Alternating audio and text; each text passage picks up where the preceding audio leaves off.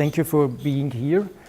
My talk is about the intersection of three areas which up to now in most cases had not have very much connection to each other. So it's about wireless communications, it's about security, and all this in industrial environments. And I've listed here, so the project participants, I have to mention we did not yet start due to lack of staff, but recently we could hire a PhD student, Maria Valber, so we hope that soon we can dig into the project and then also present results.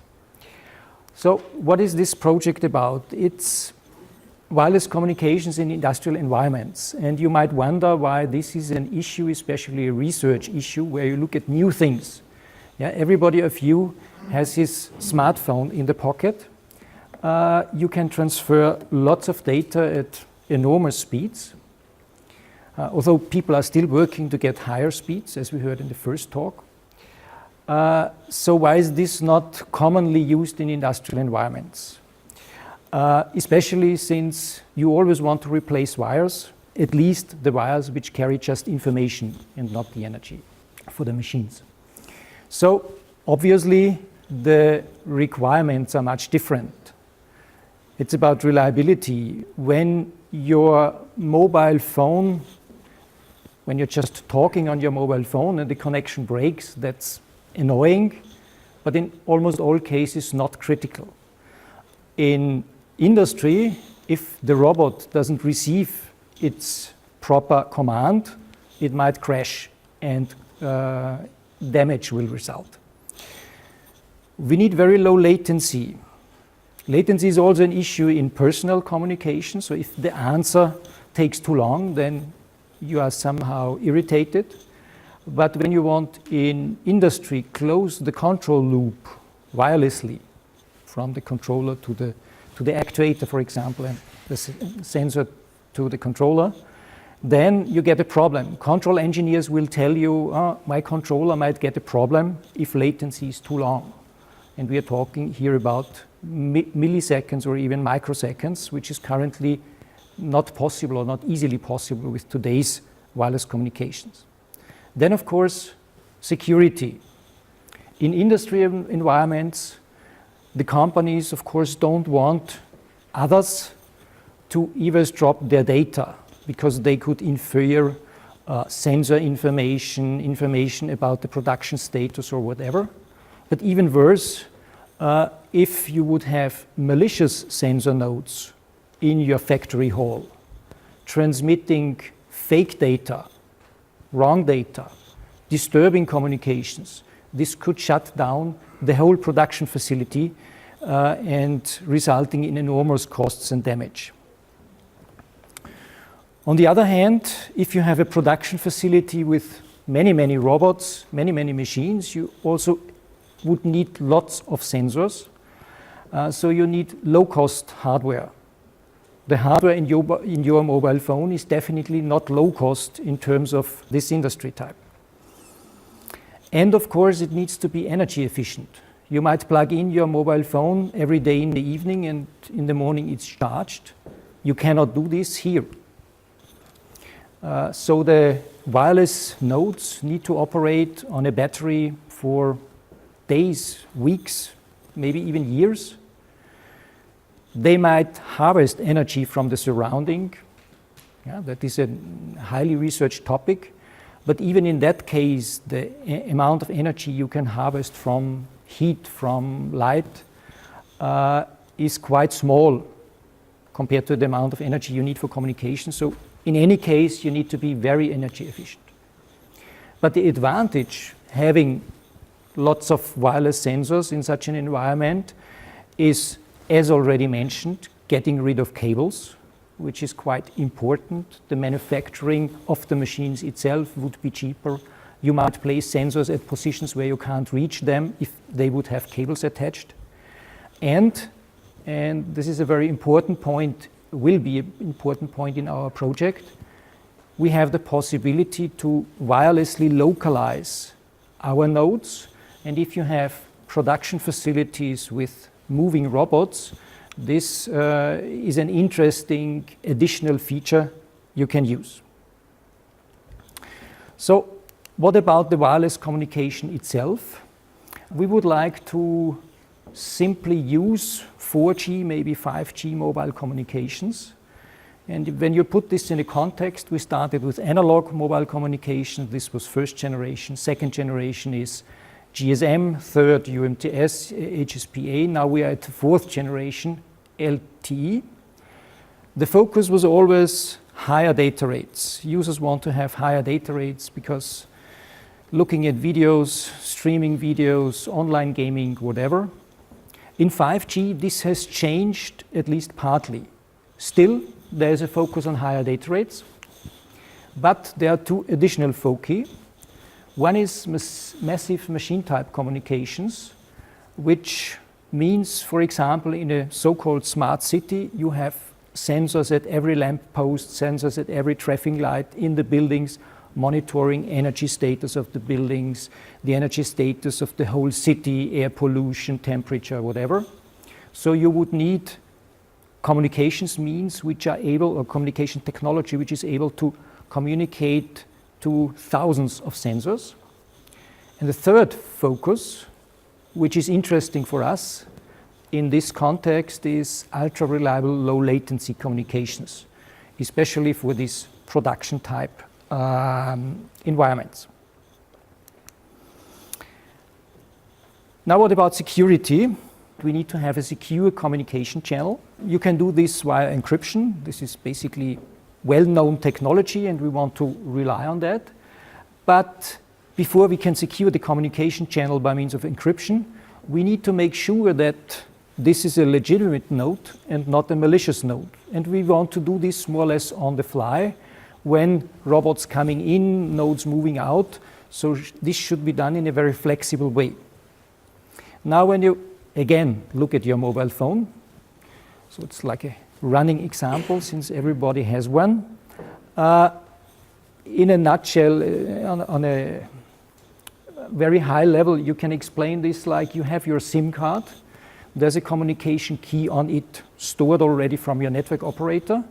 And your network operator has a central database. And whenever your mobile phone accesses the network, there's a check. And if the data match, more or less, checked in a database, the network operator says, okay, this device can communicate. Doing the same type of security mechanism in this industrial environment would be not a good idea.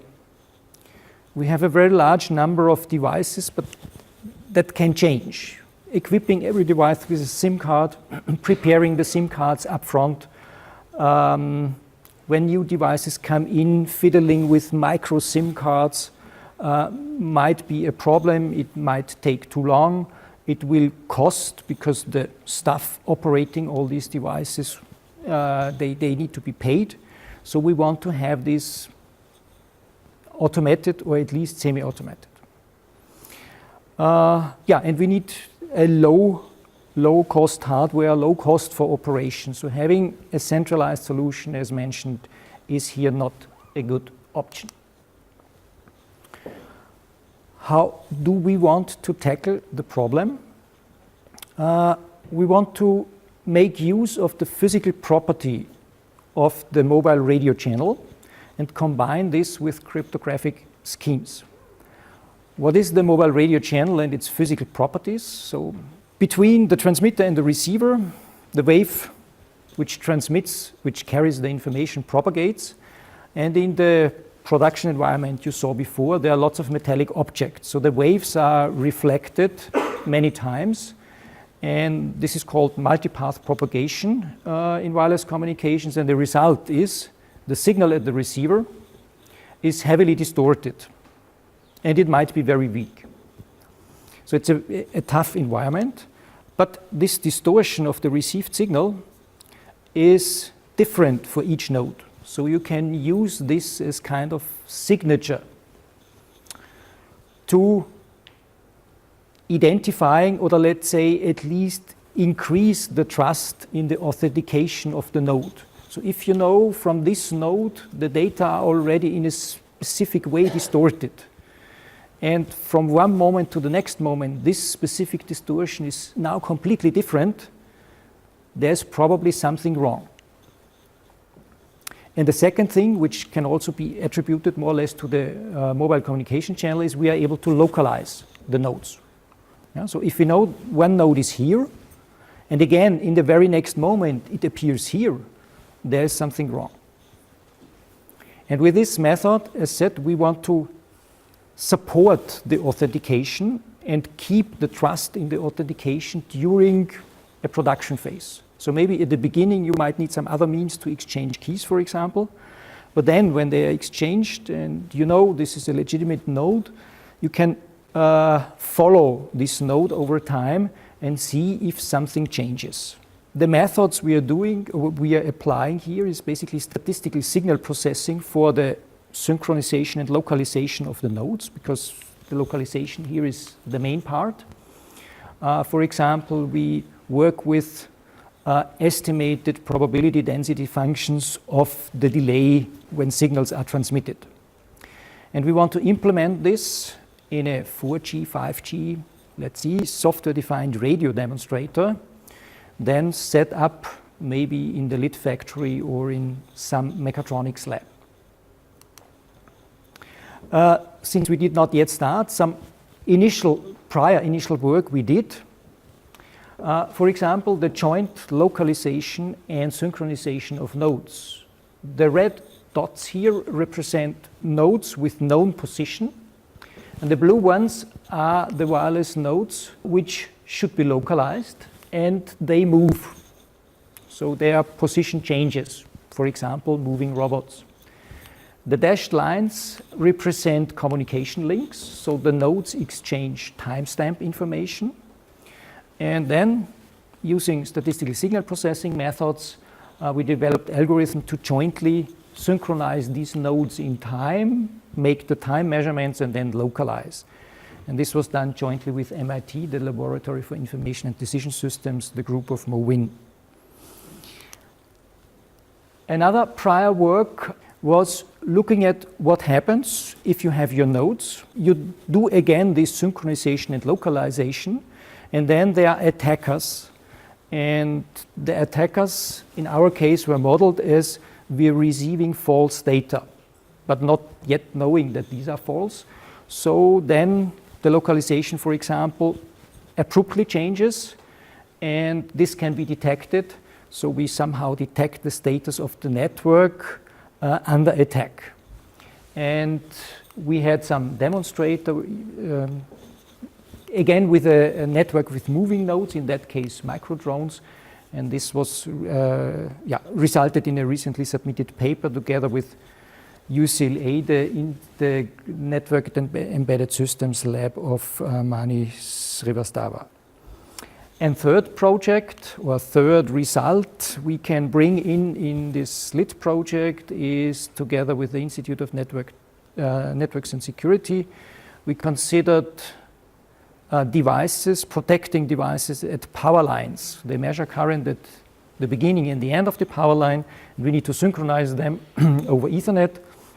So we combined cryptography with real-time communications, and we were lucky to receive the innovation prize of the Upper Austrian government a few weeks ago. Yeah, that's the team. As mentioned, we do our work together with the Institute of Networks and Security, René Meyerhofer, and in my group, Nuria Balbert and Bernhard Etzlinger will work on this project. We have partners, Eurocom in France, which help us with this software-defined radio. We hope to set up our demonstrator in the lit factories, as already mentioned, or in mechatronics labs of our colleagues. And AVL, company based in Graz, they want to apply this technology at their automotive test tracks. And finally, I would like to acknowledge the funding of LIT and also of the Upper Austrian government, who is also funding via LIT. Thank you very much.